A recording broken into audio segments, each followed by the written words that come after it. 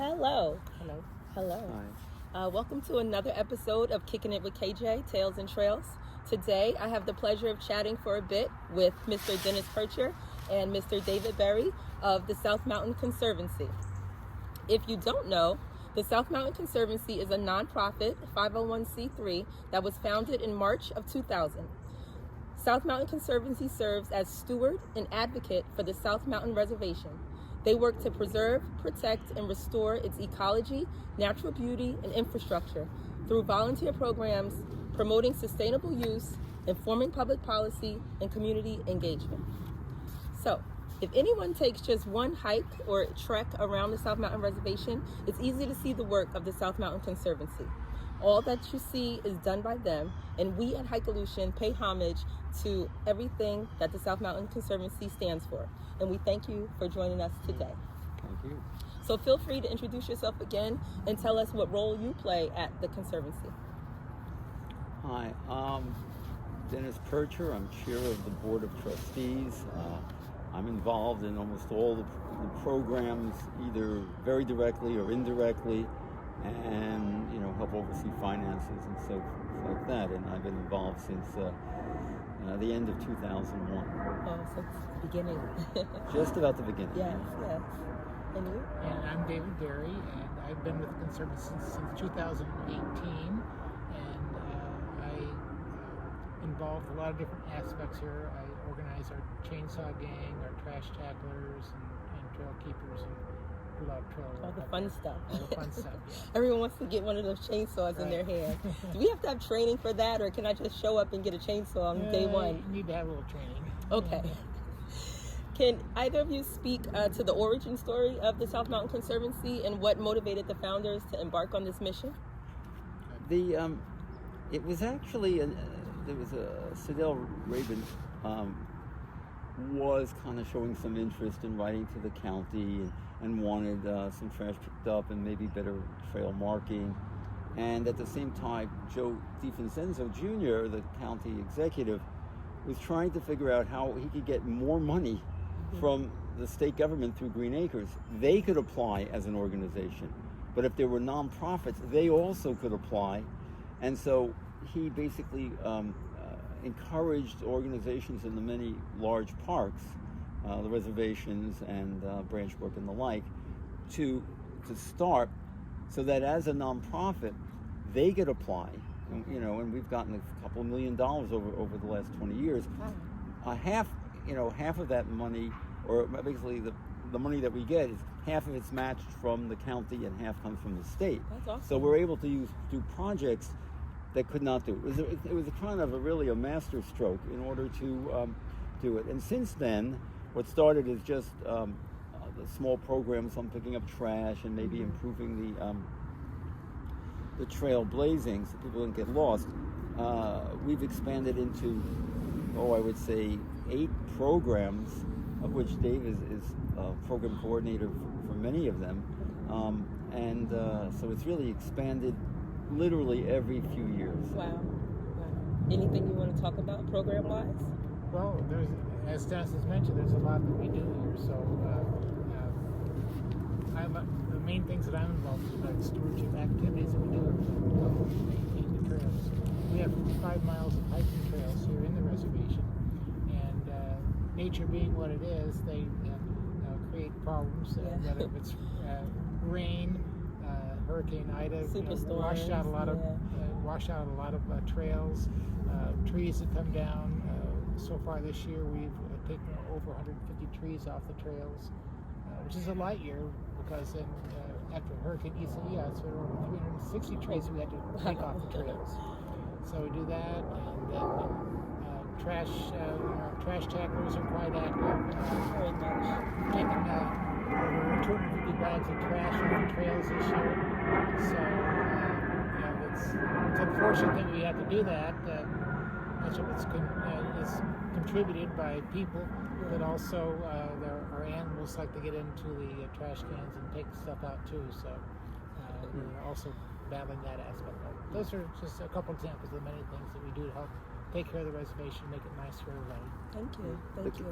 The county, if a tree falls on a parking lot or on one of the roads, they're quick to get that off. But if it falls on the trail, it's our volunteers, and then there's a whole chain of command.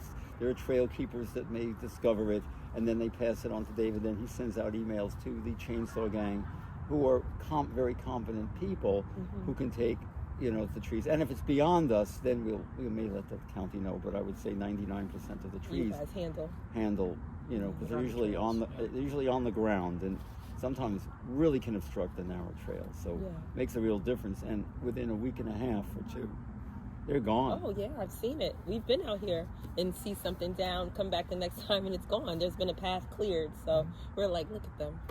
Back to work. So, and actually in the past 5 years or so, we've definitely seen major improvements and expansion throughout all of the parks in Essex County.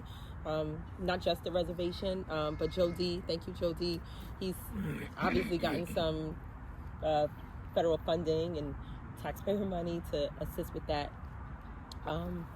So we appreciate that you have this relationship with Essex County so that they can help make the reservation a priority, because we do want to see it remain. How long have you two been hiking?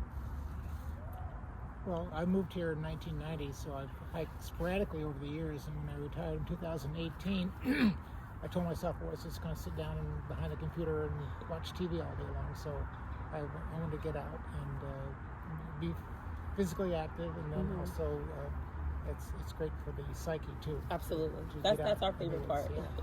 So it's mental and physical fitness. Yes, indeed. And I worked in nonprofit before this time, and I enjoy giving back. I like making it nice for everybody. I like to think in terms of this park was founded in 1895, and so I really appreciate our forefathers who were county commissioners at that time, who saw the vision to be able to doing something like this, and that was over 100 years ago. And I'd like to be able to. This is our part in time now, and so that we can keep an eye, so that 100 years from now, people will be sitting out the same kind of conversation. Yes. Being thankful for what was done the last 200 years. Absolutely. Carrying the torch forward. And what about you? You're outdoors? I moved to Maplewood in 1984. Jogging the trails. I can't say running anymore. Trail jogger. But I mean, and I leave some of the hikes, some of the night hikes that we have. But but it's just a remarkable system. We just passed those people I were talking to a moment ago. They're going on an 8-mile run. Now, where can you go for an 8-mile run without circling back? Right. Within the same park? And if they wanted to, they could actually double. They could, they on the trails easily. So I mean, it's having a regional park at our doorstep is really quite large, special. Over 2,000 acres. Yes, yeah. It offers a lot. It really does, and most of it is passive. You have your parking, your picnic areas, and so forth.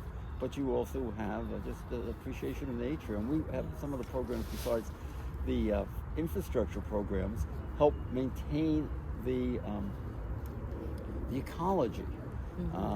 We have a forest regeneration group that maintains the 14 acres. I know there's one next to the dog park right now. Right next to the dog park. And also we have 40,000 square feet that are now just the start of a acre-long, acre-sized pollinator meadow that will be planted with seeds and plugs at the end, in the fall of next year. It's being solarized with plastic. So we have many, many projects to try to regenerate the ecology as well as the infrastructure, the way Dave works with groups and myself to get water off the trails so the trails are accessible. So it works. So we're it's just not the infrastructure. We're also trying to make sure the forest, which has too many deer. I mean, that's the fundamental thing that eviscerates the understory, and then because of that, we have the regeneration sites, and we try to push the county and have done consistently to keep up with their management program, because otherwise, these all, as you can see the tree over there, that dead tree, these trees will age out in 80 years, and you will just basically have shrubs and invasives, which are kind of promoted by the browsing of the deer. So, and then we have our programs, the hiking program, which is almost basically weekly, about 70 hikes a year.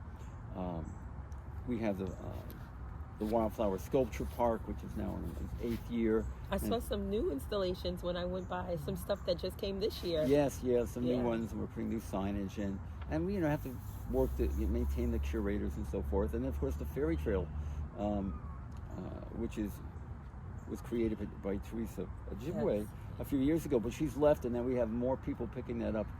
And then we have the camp out that we talked about for families with young children. Science too. And Citizen Science, Citizen Science is doing the pollinator meadow, and is also doing birdhouses and frog watch and That's looking great at for birding. the children. Yeah. So let's just go back and talk a little bit about the Fairy Trail. It's certainly one of our go-to spots for the youngest hikers that we have. The kids love it. Was the original creator, Miss Therese, was she ever a part of the South Mountain Conservancy? She wasn't originally. Okay. And then maybe 8 years ago, someone said, the woman who's been doing the Fairy Trail houses, she came to our table at some event, public event. And so we followed up with her and said, look, we can provide support. Nice. And, because you're doing all of it. And she had an autistic Her son, and she was doing this to get him out. But we basically helped delineate the trails. We put the rebar and rope to keep people on it. We built, it was an Eagle Scout project. We built that bridge, which was really dilapidated and dangerous. And if the Green Acres grant that we applied to 2 years ago, which we got, has money for restoration and improvement of the Fairy Trail. So we hope to put a shelter there. We hope to improve the tread. We hope to improve some kind of parts that are just, let's say, not easy for young children. The root area. The root area towards the north of it. We have, when we go out, a lot of the kids trip right there, and we tell them, let's be careful, let's hold hands. And we even ask some of the parents, maybe you'll pick your child up, because we have some really little ones coming out. Maybe 2. I have a 2-year-old daughter, so she walks on it. I tend to pick her up when we get to that area. It's a little treacherous right there. Right, and we hope to put some planking there and actually have a raised platform around and going all the way down, eventually all the way down to the flat part near the bridge, and we will have benches for people to sit in, and as I said, also a shelter. Okay. Very nice. Now, we know that the 2016 New York Times article is what really propelled the Fairy Trail into the public fame that it is. Did the South Mountain Conservancy ever think that this little half-mile stretch of the reservation would become a major attraction? No, and some people have said, oh, no, that's not our job. But, I think that to the extent that we can find a way and a hook to get young children into nature, we do the same with the family campout. Yes. It's an imperative type of thing. And I have a 3.5-year-old granddaughter. Okay. And she'll come with her fairy wings as other people come.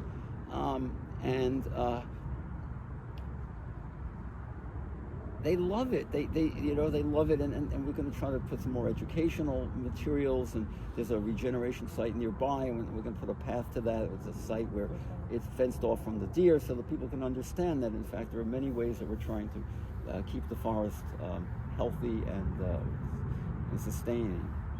I love to hear that, because one of the missions of HIKEOLUTION is to get younger hikers started. We want to get families out. When we first started in 2015, I was only hiking with my peers, but as I was going out and hearing so many people that didn't have any idea about hiking, but that we didn't hike and just didn't know where to begin, that's how HIKEOLUTION started. We started introducing people to the trails. So we work with a lot of beginners and a lot of folks that aren't avid hikers. That's what HIKEOLUTION is. We're not like other hiking groups that might be comprised of hikers. Really experienced. We really go after folks that have never come out, and we want to get them and their children out, families, so that we can start at a very early age, so that when they're, this age, they already have that love for hiking and for the outdoors at large, because hiking is just one part of the outdoors. It's what I love, but there's so many things you can do in the outdoors. But that's one of HIKEOLUTION's mission. And like I said, with my 2-year-old, she's been on the trails since she was born. So that's the kind of stories we're growing with other folks that we know now, our friends, our families.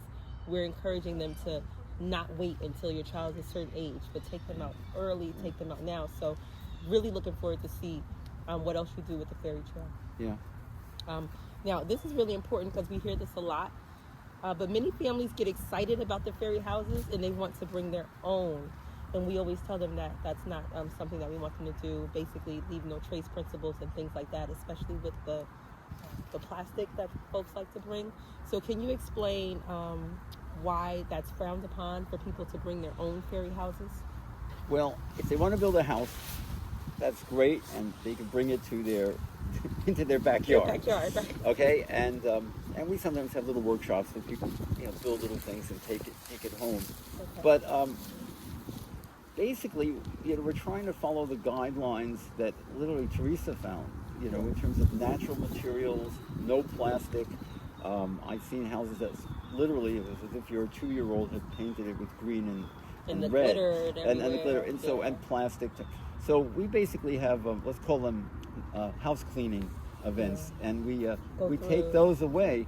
But if someone really has some ability, and there's a fairy trail makers and keepers group, they can write to fairytrail@somacon.org, or go on our website. They can find that email, and speak to the Julie and Beth, who are the curators now. They're the program coordinators, and if they have something, they can follow the guidelines, which are up there, natural materials. Send them a picture to see if it gets approved. If it gets approved. Okay. And if that's the case, then they can come in and do it. And but other than we're rogue very houses. Oh no, I've had Girl Scout troops call me from 15 miles away saying, "Oh, and everyone wants to bring a fairy trail house." No. It's it's just we want to keep it at a higher level, and we're actually contemplating right now next year having a contest for teenagers and adults, and and have some awards, and also for children, and then they'll be evaluated. Oh, they would love that. So keep tuned, okay? We will. Keep us posted. We're planning it right now. Okay. Now, how does the South Mountain Conservancy prioritize and plan the work projects throughout the reservation? Well, I'd say we work together as I'm also on the board of trustees too. And so we work together, and probably about January we'll sit down, we'll try to figure out what projects need to be done and prioritize them then as we go along. Yeah. Of course, then the hurricanes and things that come along too will change those priorities. Of course, yeah. I mean, just a few years ago, before Ida, we had trails that were, all right, and then Ida just scoured them, and we're waiting for some action by the county to help these the terribly eroded trails, because nothing's been done in a couple of years. They need heavy-duty mechanical equipment. It goes beyond what we can do by hand, and we're trying to get the county to buy a small backhoe. We're doing some of it by hand, but to open up with the swale system, which is the little channels on the side of the wide roads, and then that goes into pipes, and we've cleaned them.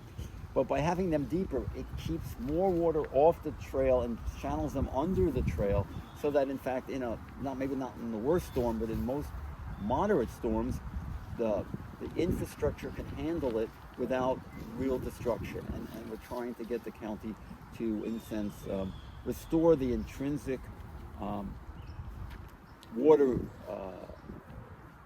management system that's been built into the reservation in places that you could just come across and realize that it was done 80 years ago. Yeah, much of that infrastructure was done during the 1930s and during the Great Depression with the CCC projects that came in. They did all the old stonework and things that you see throughout the reservation. And as Dennis said, it's been 80 years and it just hasn't been maintained the way it should have been. So we're hoping to either for the things that we can do to do those things, but also to encourage the county to make that a bit higher priority, so we can get in and take care of those water management issues. I remember there was a big storm that came through, and on the way to Hemlock Falls, that area right there, right by a little after the bridge, all that was completely broken. And then those big pipes that you're talking about, they're huge. We had never seen them because we were walking over them. They were under the ground, but now they were Imagine exposed. how much water came through to lift those. Well, they lifted them eventually and they had 2, and they put 3 pipes in because they had just 1, and so that should hold up better. And that one, that's building in a level of resilience, and we're trying to stress with the county that when they rebuild, anticipate these higher level of storms. And there's been projections now that this area will have more severe storms, more rain overall, and therefore we have to basically create a more resilient infrastructure and beef up what we have. And in some cases where there was one pipe, put three, because when that rare circumstance, but unless you want every 1 or 2 years you want to be having to come in with major equipment, you want it to be able to sustain itself. There was a video of Hemlock Falls right after Ida, and you'd swear it was Niagara Falls that was coming through there. It was just a tremendous amount of water going through it. So this is one of the questions is, are there any challenges that the organization faces? But I'm already hearing some that there's big work that you want to do that are a little beyond your manpower. So getting the county to buy into your vision might be one of the challenges. Are there any other challenges? Well, Dave and I put together an analysis of all the woods roads, especially the key ones that allow emergency vehicles to go down certain roads. Now, since Ida, a lot of them are not accessible to an ambulance or a fire truck if we had a drought and a fire. I mean, people won't talk about that, which would then put the neighboring houses in. So we had a plan, and we've had it before the county for over a year, saying, look, these are the key roads that has to be done. We haven't gotten a response on this, but we think that there's a safety issue there. Once in a while, someone gets lost, and if someone really hurts themselves, you want to be able to get emergency personnel at least close enough. And the wide wood roads, which used to be called carriage roads, are really the only way of getting close. And then they may have to go up, walk a bit to the more narrow trail, depending where the person. Have you, in your history, ever encountered someone needing to be rescued from South Mountain? I saw a police car, strangely enough, down at the bottom, down there, and someone had called 911. They were lost. Oh, wow. Okay, and we have support from Milburn during our race, which the Mayapple Trail run. Someone fell, and another time the person dislocated their shoulder, and they have an ATV, and they keep the people there most of the race time, so that they can go out and bring the person back, and they've done that once or twice. And so we're really appreciative of that type of support, because we don't have that, and yet they and also the USA Track and Field now requires having a safety plan, and so they help us make that possible for extensive race as we have it. Okay. Well, now that's some tragedies, but let's talk about, in the 23-year history of South Mountain Conservancy, what are some of your biggest or most significant accomplishments that you would say? What's some things that you're really proud of in this 23-year time? Well, I'd say first of all, we haven't, I remember speaking to someone when I first started. I went to the Hicken Park outside of Philadelphia, and he said, well, and I was looking at their signs, and they said, well, what happens if someone gets lost where you are? How can they find it? They had all these signs. I said, they're in bad, they're in bad luck, they don't have good. So since then, we have put in the mini maps. We have put in something like 42 mini maps. Love those. Which tell you where you are, what's your distance to various parking areas, you can see where the new maps are. Plus, we maintain the 9 kiosks or 10 kiosks that allow you to look at the entire one. The other one gives you about a half a mile in each direction, but it shows you where the next map is. And so I think that's one of the biggest accomplishments. The other thing is we created the map. That is the basis for that. That map, we came out in 2017, 2020. We just came out with a new one. I have 3 of your maps since 2015. Well, and 2015 is the first one. And now it's been on it. We had an Android app for the last 4 or 5 years on Google Play, and by the end of this year, we're waiting for the final thing to be set up. It will be on the Avenza platform. So Apple and Android users will be able to literally see where you are. You could all pin where you are, pin where your car is. And it also tells you you are here. And Yeah. there are people literally say, well, where's my car? Well, you can actually pin it. To show You the can distance. and actually will track the distance you walked and everything. That's awesome. So that's within the next couple of weeks. And I think that signage system has made it safer and more accessible for people who, don't know. I mean, I remember when Absolutely. I was with my, 30 years ago with my kid, I remember saying, I know Hemlock Falls is around here. Yeah. We walked around it for quite a while before we Yeah. never really found That's it. the most common question. That's here. the, Where's the I'm telling ferry you, trail and where where is is the Hemlock waterfall? Falls? Exactly. Right. Especially when you're on this side, we're here at Locust Grove, which is the Milburn side, and Hemlock Falls is like the center of the reservation, or even more left. 2 miles north, Yeah. So I tell folks if they're here trying to go, I say, are you ready for a 6-mile walk? If not, you should get in your car and drive to Tulip Springs or the South Orange Avenue entrance. Or they're at the sculpture park, the Exactly. bog park, and they'll say to me, so where's the ferry trail? And I say, no, you don't want to go down. Yeah. There's Unless you so really- many entrances, so you have to be really specific because people don't understand how far a mile is. You can really be a mile apart.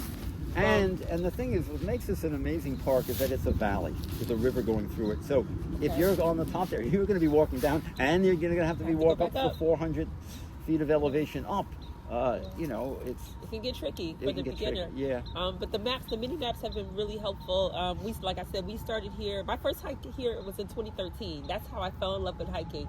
I hiked on the Yellow Trail here, and I've returned ever since.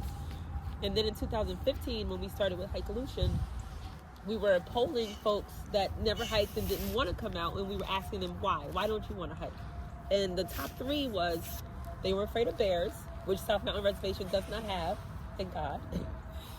They were afraid of getting lost, and they just didn't know if they could handle it. They thought it would be really challenging. So we always called hiking advanced walking. We say, okay, if you're walking and you can tolerate that, you can do a hike. You have all the equipment, So the mini maps have been a real savior for folks that are still concerned about that lost piece. Right. And I think another big accomplishment is actually at the top of the reservation, we were involved in the help of purchasing with the county and with West Orange additional acreage. Okay. And then there was a state 51 acres by the state, and then from there we actually extended in West Orange all the way up to Route 10, and we spent about a year and a half on our trail work, creating that trail all the way up to Route 10, which is not really in the reservation, but in fact, once that was done, it connected up very formally with the full Lenape Trail that goes all the way to Newark. So I think that was one of our major accomplishments. And although, we went and got approval from the West Orange board, we walked away and said, they don't know how to do this. Yeah. It wouldn't get done, and we were helped by New Jersey Trail Conference, yeah. who helped us plan it, but we did it. It was through our volunteer effort, and a lot of, Newark Academy helped over a few times, and we've got like 49 bog bridges and 50, that help you go through the boggy areas. Yeah. So it was a lot of work. Thank you. Thank you for that work. Yeah, I'm really pleased at how the Conservancy has grown over the years, and to the point where it is today. This year so far, our volunteers have made over 1,500 appearances at all these different activities we've been talking about. They put in over 4,300 hours of their volunteer time, so it's really grown to be all inclusive for the community. Yes. Everybody who comes up here, I think, on a regular basis knows that what we do, and they quite often also want to give back Yes. and get up here too. So all the time they see us working on the trails, they say, well, how can I get involved? And Absolutely. so go to our website, you can see all kinds of opportunities. It doesn't have to be, doing water maintenance work on the trails. It can be like ferry houses, or it can be, invasive species removal work and all that kind of stuff. So there's a lot to do to accommodate all different kinds of interests for people. Thank you for that. That actually leads me to my next question, which is how can HIKEOLUTION and the public support the mission of the South Mountain Conservancy in the years to come? Don't litter. That's a big. Do not litter. Pick up your trash. Yes. And Pack it in, pack it out. My pet peeve are the dog walkers who leave their The bags of dog poop. waste on the Yeah. trail. Those little green bags everywhere. Take that with you, please. Yeah. And I think that along that line, we've grown our volunteer base over the last 2 decades, which is quite. I think we've got a remarkable set of towns that have people coming out. I mean, on a consistent basis. I mean, we only have one part-time person who does administration or operations director, Penny Malakadis, but all those thousands of hours are volunteer hours, and this would be a far less accessible, far less enjoyable, without those volunteers, and sustainable place without all of this work. And you know, we couldn't survive without it. I mean, you know, I mean, I like to tell our youth groups after they come in to do a trash tackling day with us, and we line them up and put all the trash bags out in front that they collect for the day, and I usually add in the trash we've collected so far this year. I just imagine what the reservation would look like if those 250 bags of trash were still on the trails and out there. It would be it would look horrible. So. And I think COVID, because it kept people from being in interior spaces, drove people out to this park, and literally all. I mean, I've read about just a multiplication of the people who come out, and some people don't know what the etiquette is. Yeah. Not don't leave your trail. I mean, stuff that's just discard on the side of a trail. And I think that people who are newbies. Oh, look, they're just not even thinking. Right. And that's definitely the work that we do, since we most of our members are beginners. We always start with the leave no trace principles, and as we walk, because a lot of folks, they're under the assumption that if they're eating a banana peel or an orange, that they can toss that. But we always tell them, no, you have to bring it back because of it could grow and make that an invasive species to the reservation, correct? So they shouldn't throw their banana peels. I tell you, if we had a banana tree, I think that would be really interesting. But nevertheless, something like that just does not decay, but just plastic, Plastic is the scourge of the earth. We know this. Yeah, and so that makes it very difficult. So for our listeners who want to know more about the work and how to connect with you, can you please give them the website and tell them how to find you? Sure, you can Google South Mountain Conservancy, or you can go to www.somocon.org. And it tells all about the volunteer programs, many of which Dave coordinates. It tells you what the age minimums are for certain programs, like we don't want teenagers coming out and think, I'm going to help on the chainsaw gang, and so forth. But there are things. We have Girl Scout troops, brownie troops, whatever, young kids doing forest regeneration. Eagle Scout projects. We oversee. We have done probably 12, 15 Eagle Scout projects over the last decade, and they make a significant contribution, and we're thankful for that. If you go to Tulip Springs right now, they're brand new steps from an Eagle Scout. Brand new steps, which was totally eroded, and we have another Scout. We were actually finishing up a hike when they were starting. When we started our hike, no one was there. We went up the steps, and then we were coming down. It was all roped off, and they were breaking it away. So we were right there. Yeah, that's a big improvement. So there's lots of ways of getting involved. And if you just if you're a new hiker, again, we had those 70 hikes. Nice. And I think we're going to try to have more for younger kids. We just have to fill that in. Absolutely. Our hikes are free too. Yes, they are free, open to the public. And you heard it here, somocon.org. Before we say goodbye, do you have any last words, any advice, anything that you want to share before we end? Just get out and enjoy the reservation, and let nature do its good things to you. Yes. Draggers The haul away the wood and